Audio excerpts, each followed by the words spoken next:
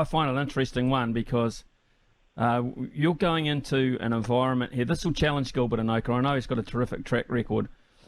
But we're talking, I mean, you know a football dressing room better than anyone that we talk to, basically. An All Black dressing room, whilst there, I would imagine, are egos and there are a lot of different personalities and cultures to work with, I would imagine is entirely different to a multilingual, multinational dressing room with players earning squillions more than Gilbert Enoka is himself.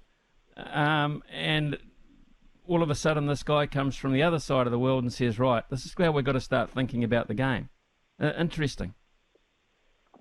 It is, Smithy, and I think you've hit the nail on the head in both the challenge that Gilbert will come up against and also the problem that Chelsea are having at the moment.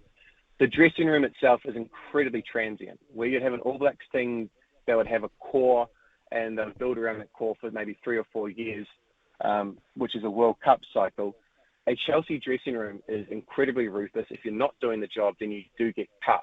So what Gilbert's challenge will be is to take the skills that he's developed in New Zealand rugby and then adapt them for the environment that he's going into, which is what you say, one which is incredibly competitive, very cosmopolitan, and then also has this element of temporary nature to it. So it'll be the next evolution, I think, of what we can expect from our mental skills experts and our cultural experts.